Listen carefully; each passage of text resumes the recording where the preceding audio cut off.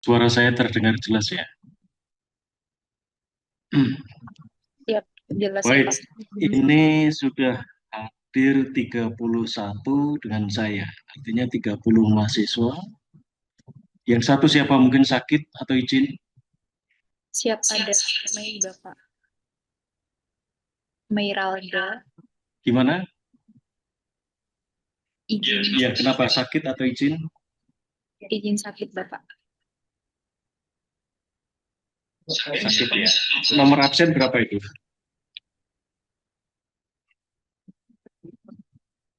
Maaf, izin Bapak Meiralda sudah bergabung Baik, Bapak. oh sudah ya. Ya, Mana saudari Miralda?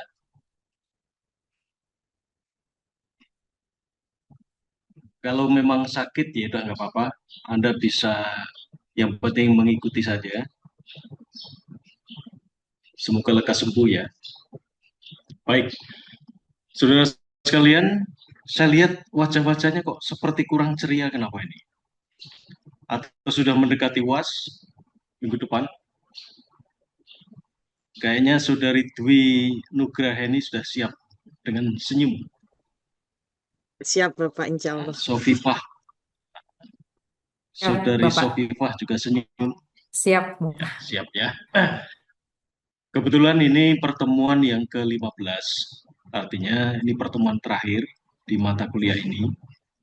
Minggu depan atau 2 minggu lagi, nanti Anda bisa lihat jadwalnya ya untuk ujian akhir semester UAS.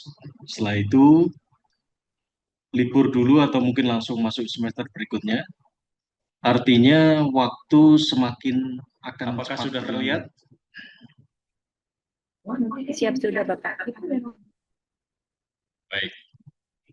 Saya coba share screen gini saja karena biar ketahuan ini slide yang keberapa.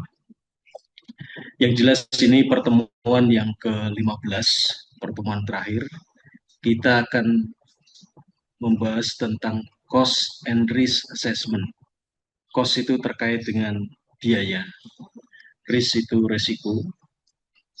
Namun dalam strategi pertahanan maka cost itu budget, ya uang juga, anggaran juga. Risk itu kita bisa lihat dari sisi potensi ancaman. Kalau kita bicara tentang strategi pertahanan. Beda halnya kalau kita bicara tentang bencana. Risk itu adalah impact atau dampak yang membawa kerugian. Risk. Ya, nantinya kalau Anda belajar hazard, disaster, dan terakhir risiko. Kita akan bicara tentang cost and risk assessment di dalam strategi pertahanan. Jadi ini pertemuan yang ke-15. Kalau tidak salah saya di semester yang setelah UTS ini saya mengajar postur pertahanan militer, postur pertahanan non militer, dan penilaian cost and risk dalam strategi pertahanan. Seperti biasa nanti saya akan bahas tentang cost in defense sector, risk implementation in defense strategy. Nanti saya tambahkan dengan military spending, yaitu belanja militer, anggaran pertahanan, dan ada materi tambahan.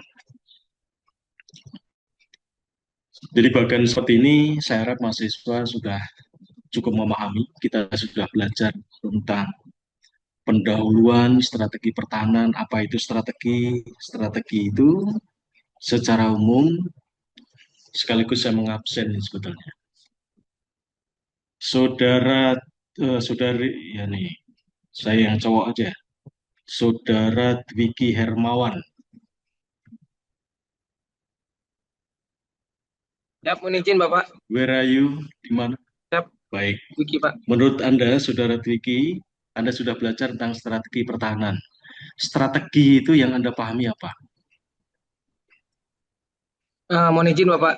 Yang saya pahami strategi itu adalah rencana tindakan yang kita susun kalau untuk pertahanan khususnya untuk melindungi negara ataupun masyarakat yang ada dalam satu negara itu, Pak. Mohon izin, Pak. Ya. Strategi terdiri dari berapa unsur, apa saja? Strategi. Mohon izin, Bapak. Masih mute? Ya. And, Siap. min, Mohon izin, Pak. Kalau nggak salah, mohon izin, beberapa unsur itu adalah tujuan, sasaran, Pak, izin, rencana tindakan, mungkin seperti itu, Pak. ya, dan sumber daya. Jadi N itu tujuan akhirnya. Dan WIS itu sebetulnya cara atau metode. Kalau dalam sini strategik konsepnya. Dan means itu sumber daya. Dalam konteks Indonesia kita mengenal min itu sebagai sumber daya nasional. Anda perlu membaca lebih cermat undang-undang nasional dan kita bicara nanti ini tentang strategi, jadi national objective atau N, national power-nya itu min atau sumber daya, dan strategi konsep itu sebetulnya cara atau metode, jadi WIS. Jadi tolong dalam strategi pertahanan, strategi itu pengertiannya itu unsurnya N, min, WIS. Nah, setiap kita menyusun kekuatan pertahanan itu tidak lepas dari risk assessment.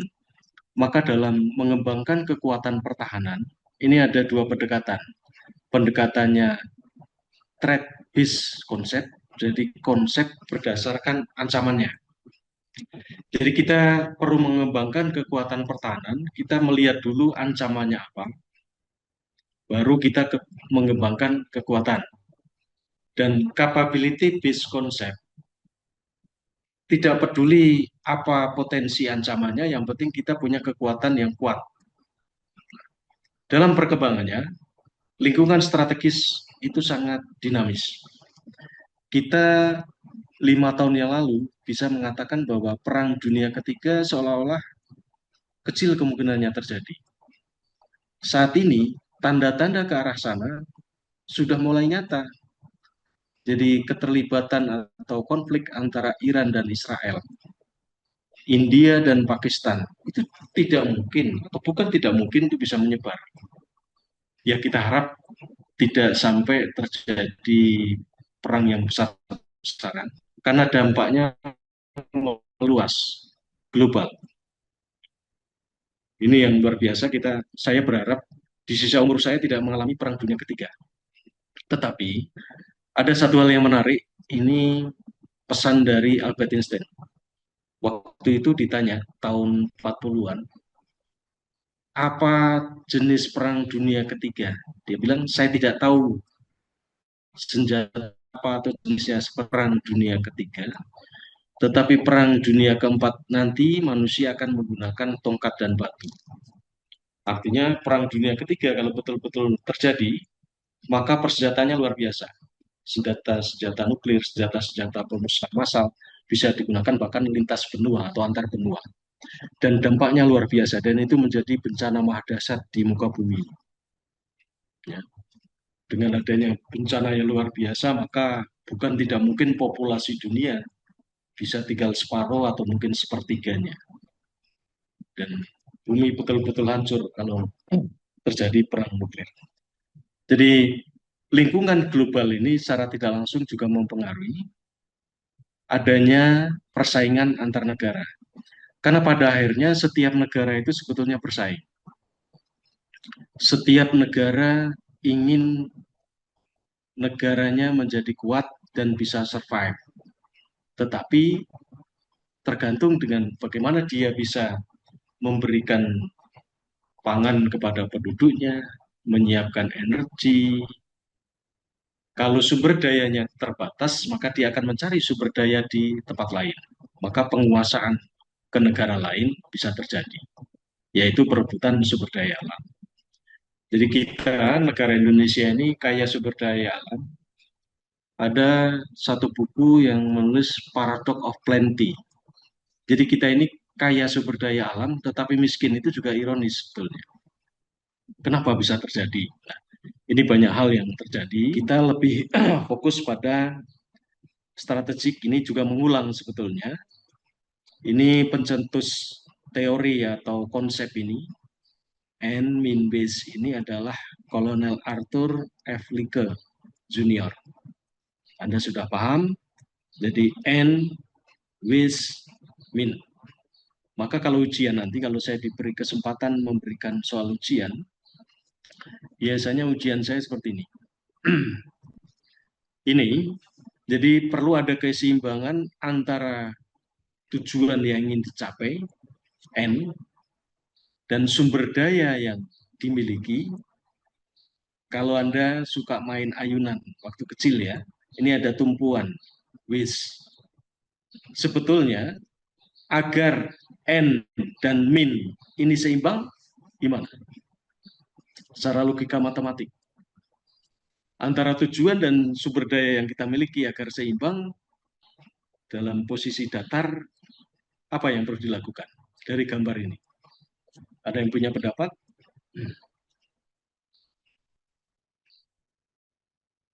Saudara Arif Fikri Fauzan. Ya, Pak. Gimana pendapat Anda? Sampaikan saja. Kalau Anda main ayunan ini ada tumpuannya itu di segitiga ini, di base. Sementara berat Anda itu min, ya. Saudara Arif ini posisi di min, badannya 60 kilo. N itu temennya 100 kilo. Sehingga Anda kalah berat kan? Posisi Anda lebih tinggi. Caranya biar datar gimana? Secara matematis, logika matematika. Jawab saja, Saudara Arif. Apa pendapat Anda? Izin, Pak, menambah beban di saya atau mengurangi beban di lawan saya, Pak?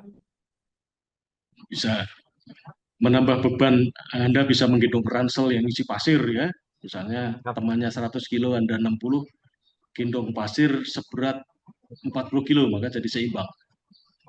Bisa juga Atau dengan mengurangi beban mengubah ya. jarak wave-nya itu, Pak.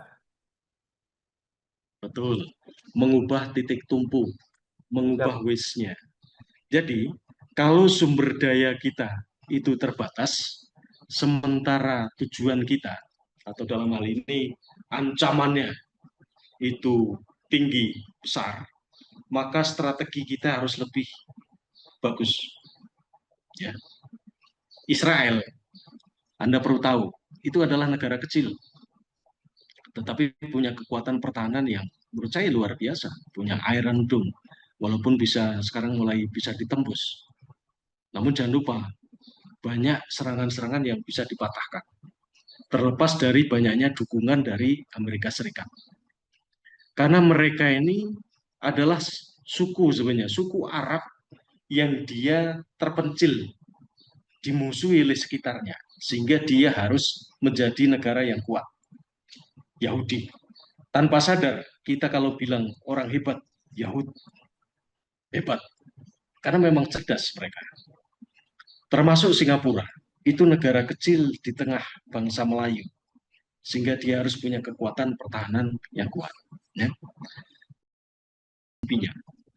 Ada yang 5%, ada yang 3%, ada yang 1%, bahkan ada yang di bawah 1% dari PDB, pendapatan domestik bruto atau gross domestic product GDP. Dan persenjataan itu sangat mahal. Saya sering bilang, satu pesawat tempur itu harganya berapa? Kalau dibelikan kerupuk itu satu kota Bogor tertutupi misalnya. Apalagi satu skadron tempur, satu skadron itu minimal 12 pesawat tempur. Itu harganya luar biasa, belum perawatannya. Karena memang senjata itu kita impor, dan namanya senjata, alutsista, alat utama, sistem senjata pasti mahal. Kenapa? Karena usernya itu sedikit. Jadi produk itu kalau penggunanya sedikit pasti mahal. Karena cost-nya atau biaya untuk memproduksi sangat mahal. Tapi kalau diproduksi jadi untuk risk assessment kita melihat dari sisi, ini kita sama dengan belajar tentang kebencanaan. Kalau di dalam strategi pertahanan kita tidak bicara tentang hazard, tetapi kita bicara tentang threat. Karena sekali lagi, ada perbedaan mendasar antara hazard itu bahaya, threat itu ancaman. Kekuatan militer asing itu threat, dia bukan hazard. Kalau banjir, tanah longsor, gempa bumi, itu hazard. Threat itu dinamis, hazard itu lebih ke statis. Jadi risk assessment-nya threat and vulnerabilities, operational risk, technological risk. Teknologi juga punya resiko. Resiko nanti obsolete, teknologi selalu berkembang, teknologi itu maintenance-nya sangat mahal, belum lagi budgetary risk. Karena selalu anggaran pertahanan itu selalu dihadapkan pada anggaran-anggaran tentang social problem, yaitu masalah-masalah sosial seperti kesehatan, pendidikan. Maka selalu dihadapkan antara kenapa harus mengeluarkan anggaran pertahanan yang besar, sementara banyak masyarakat kita masih miskin. Sementara dana kesehatan juga masih rendah. Itu selalu dipertentangkan. Dan setiap negara juga akan mengalami begitu. Anda bayangkan berapa anggaran pertahanan atau military expenditure dari negara Amerika. Amerika kan ingin menjadi polisi dunia yang dia punya pengaruh di dunia ini, di semua negara. Sehingga mereka mengirimkan kapal induk, kapal selam, kekuatan militer di banyak negara. Karena ada pangkalan umpis-umpis militer, dan itu tidak murah. Perawatannya, pemeliharaannya sangat mahal. Sementara di dalam negeri sendiri, Amerika juga tidak baik-baik saja. Mereka menghadapi masalah pengangguran, kesulitan mendapat lapangan kerja. Ini juga menjadi social problem di dalam negerinya. Maka boleh jadi ke depan, masyarakat sendiri, masyarakat Amerika sendiri akan menolak kebijakan dari pemerintah yang dia banyak menggelontorkan anggaran ke negara lain. Mau diakui atau tidak, bantuan Amerika ke Israel juga sangat besar.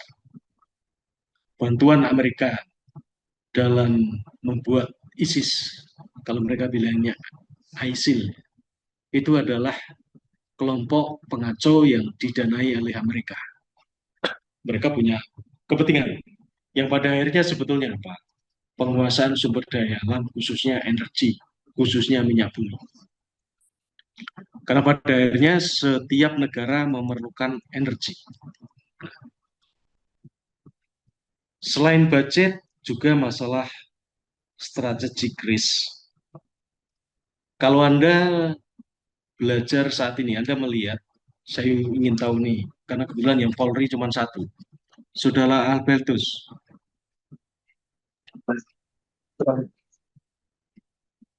Ya, Albertus, di kepolisian itu sekarang merekrut bintara pertanian. Menurut Anda urgensinya bagaimana? Ya, Pak. Kalau masih Anda banyak sebagai mahasiswa pembahasan, S2 ya? siap. Anda sebagai mahasiswa S2 boleh berpendapat. Ini tidak ada benar salah. Siap. Ini forum Siap, akademis. Pak. Siap. Mohon izin kalau pendapat kami pribadi, eh, sebenarnya tugas Polri di dalam kaitannya pertanian itu belum dijabarkan dengan jelas, Pak. Kalau kami berpendapat sih, tugas Polri lebih sebaliknya di pertanian itu seperti penyelundupan pupuk, lalu mahalnya harga bibit, lalu itu yang harus diselidiki Polri dari jalur hukumnya, Pak. Jadi Ya, begitu juga sekarang ada kepada perekrutan bintara penegakan hukum perwira ya, apa di TNI. Tapkomsus pertanian siap. Ya, Kalau menurut saya tidak perlu. tapi semua itu tidak lepas dari kebijakan negara. Dalam hal ini pemerintah, lebih fokus lagi presiden. Jadi setiap pemimpin negara punya kepentingan, punya visi. Kalau kita mencoba mempelajari apa urgensi adanya bintara Polri, adanya TNI di bidang pertanian, ya, bintara maupun perwira Polri TNI di bidang pertanian, dalam upaya meningkatkan ketahanan pangan. swasembada pangan. Boleh jadi ya visinya sudah jauh ke depan. Artinya kalau Einstein menyatakan saya tidak tahu perang dunia ketiga seperti apa, tetapi perang dunia keempat menggunakan tongkat dan batu, artinya teknologi kolab. Yang pada akhirnya semua negara itu harus mampu mempertahankan dirinya, mampu survive, mampu menghidupi rakyatnya. Maka yang paling utama, ya kembali basic nih, kebutuhan dasar itu pangan, energi, dan air. Manusia tidak mungkin lepas dari tiga hal itu. Oke, nggak ada energi masih bisa hidup. Yang penting ada pangan dan air. Tetapi kalau pangan dan air sudah tidak ada. Jadi kalau kita ranking dari 10 negara, maka yang pertama Amerika Serikat, lalu Cina, lalu India, dan negara-negara lain. Rusia ini luar biasa. Dia tidak terlalu besar untuk anggaran militernya, tapi dia kelebihan Rusia itu dia punya segalanya. Kekuatan militer dia punya, sumber daya alam juga melimpah. Beda dengan negara Inggris, Perancis, mereka sumber daya alamnya terbatas. Dan Inggris, Perancis itu sebenarnya negara kecil. Negara besar sebagai negara besar di era kekaisaran atau dalam tempo dulu. Karena seperti Inggris itu mampu menguasai lautan. Kan Belanda yang belum jauh di sana, yang negara kecil sekali, mampu menguasai Indonesia ratusan tahun. Walaupun ada yang mengatakan tidak 350 tahun. Sebenarnya hanya perdagangan biasa, Belanda betul-betul menjajah Indonesia itu hanya 50-an tahun. Tidak sampai 350 tahun. Pertama berinteraksi, ya. Dari pertama berinteraksi sampai dia agresi militer 1-2, dan akhirnya ada konferensi meja bundar, ada kesepakatan menyerahkan ke Indonesia, itu 350 tahun. Dan Anda jangan lupa, saya tidak membela penjajah, tetapi sebetulnya Belanda itu juga punya politik etis, Belanda juga tetap menghargai pribumi. Kalau Anda baca dalam sejarah, itu juga menarik sekaligus membuat kita prihatin. Di zaman Daendels, itu pembuatan jalan dari Anyer sampai Panarukan, yang kurang lebih panjangnya 1000 kilo, dari wilayah Jawa Barat sampai ke wilayah Jawa Timur, melewati pantai selatan Indonesia. Era Daendels memang kerja paksa. Tetapi Daendels pun juga menganggarkan atau memberikan upah bagi buruh. Upah itu dititipkan ke para bupati-bupati itu yang di Jawa itu. Dan dikorupsi oleh para bupati. Ini juga, bahkan Daendels sendiri paling anti orang korupsi. Di era Belanda, itu juga korupsi sangat ditentang, hukum juga ditegakkan, bahkan KUHP kita juga masih mengadop dari KUHP era kolonial. Yang di Belu, bukan itu kan sebetulnya sekolah seperti sekolah-sekolah pertanian. Dia untuk ketahanan pangan. Di situ ada bagaimana budidaya tanaman, memelihara ikan, peternak, dan lain-lain. Yang dulu namanya sempat hampir mirip-mirip pertanian, sekarang menjadi Fakultas Logistik Militer.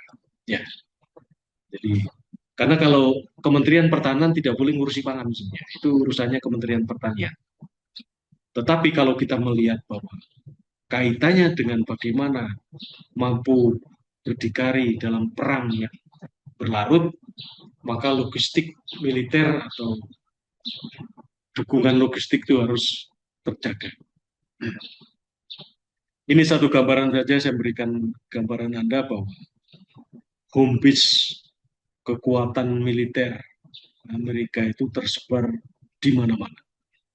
Maka anggaran pertahanan atau belanja militernya paling besar, 38% dari seluruh negara di dunia.